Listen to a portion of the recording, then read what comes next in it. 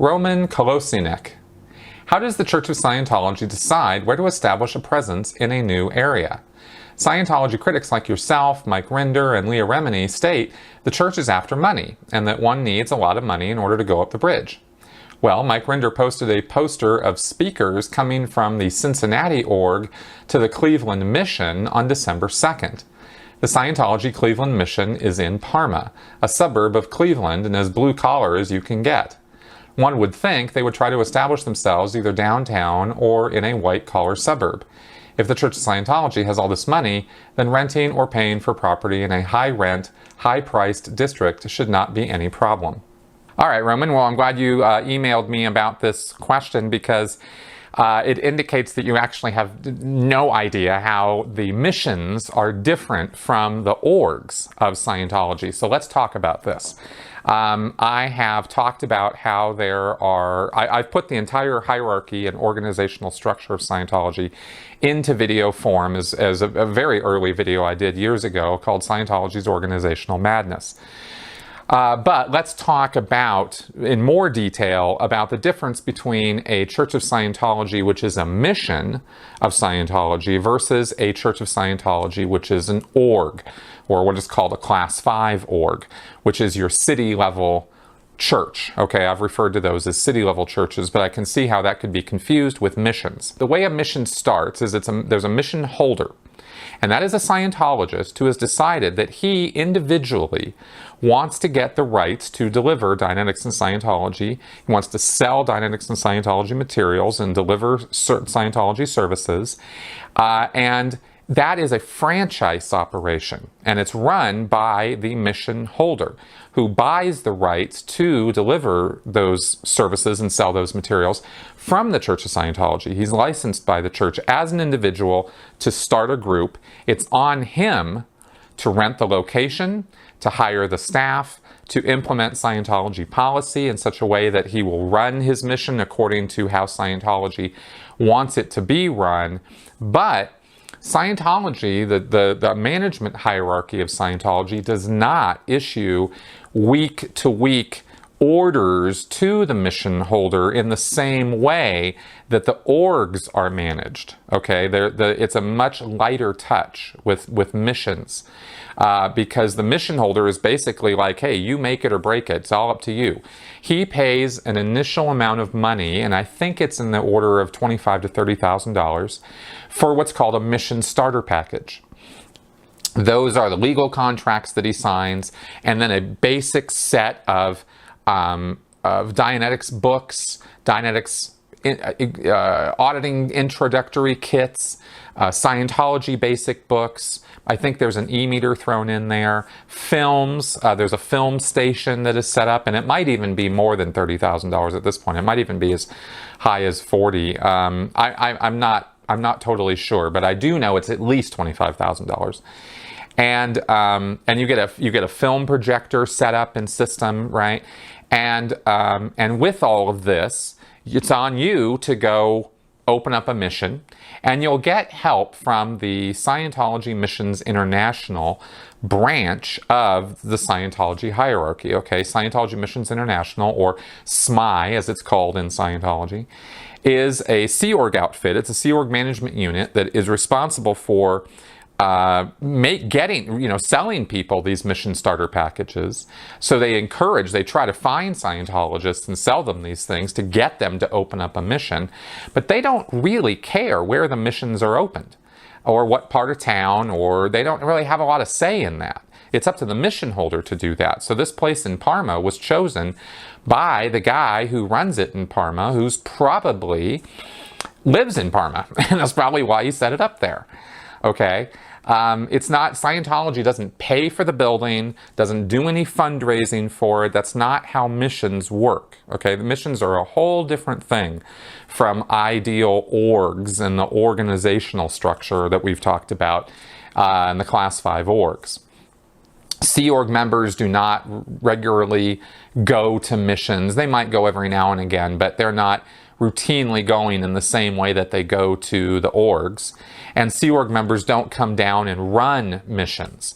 There have only been a handful of cases where there was sort of a big bunch of missions in the 1980s in California that were forcibly converted into organizations.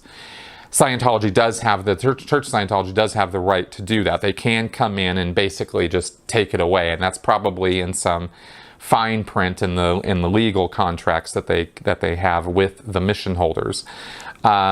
I've never looked at the contracts, so I'm just guessing at that.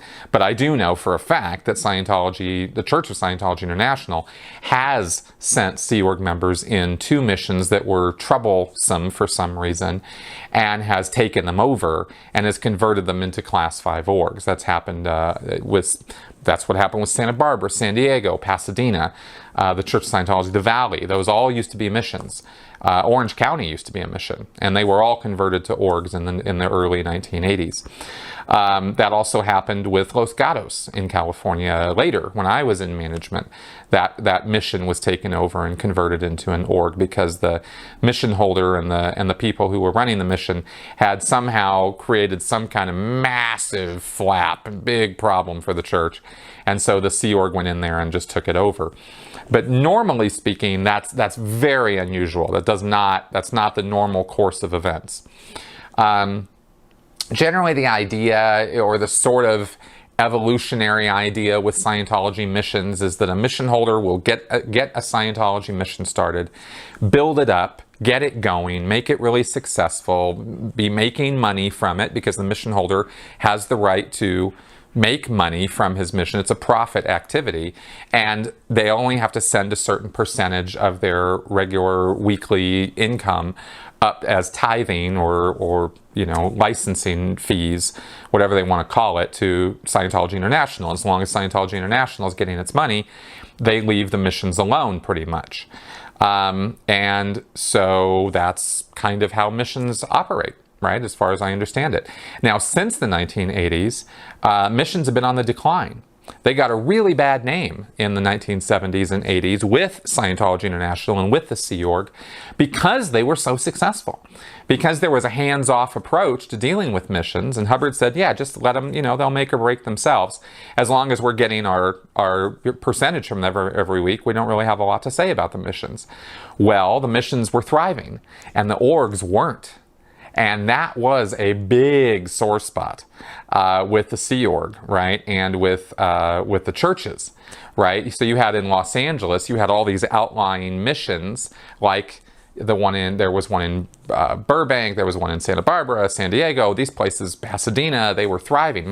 When my parents were on staff in the 70s, they were on staff at the Pasadena mission. And it was a going concern. They were delivering 1,000 hours of auditing a week. They had staff. They were getting paid. The place looked pretty swanky. And the Sea Org just hated that, right? And so certain elements in management, started telling Hubbard, hey, these missions are off the rails. They're ripping you off. Hubbard, rah, they're ripping me off, rah, and take them down. And then there was this entire fiasco that happened in the early 80s where the mission network was, subjugated and punished by the Sea Org for being successful and for basically doing exactly what Hubbard said. Now, the mission holders were also doing some other creaky, not so good things, like setting up their own credit union in California and doing some other nonsense, right? So there wasn't like it was good guys and bad guys. It was all kind of just, guys. But that's what happened. And ever since that whole takeover, and ever since that whole beatdown that happened with the missions in the 80s, it's been pretty hard to sell mission packages, and there has not been a lot of effort on the part of Scientology to do that. You'll get little peaks every now and again, but for the most part, missions are just kind of ignored and not really paid a lot of attention to. Certainly when I was in management from 1995 until 2003 or so, missions were just, maybe one would open, a new mission would open in the West US maybe once a year or something. It was not common to see new missions opening up at all. And they'd close just as fast as they were opening, because guys would, go off to try to make it happen and then fail miserably more often than not. And these days, I don't even know, how you'd even begin to start a mission. Because if you start calling it Scientology, then, you're just instantly setting yourself up to fail. But they're out there, and they keep trying. And so in terms of addressing all the points of your question, the missions are never going to be subsidized by management. They're never going to be, there's no fundraising that goes on for missions. No money from Scientology International is going to come down to a mission to get it better quarters or tell them what to do as far as where they're going to move. So that's why, what you're seeing there in Cincinnati is very different from the org situation that I talk about here on this channel, and you might have seen Mike talk about or Leah talk about. And I hope that that's now clearer to you what that's all about.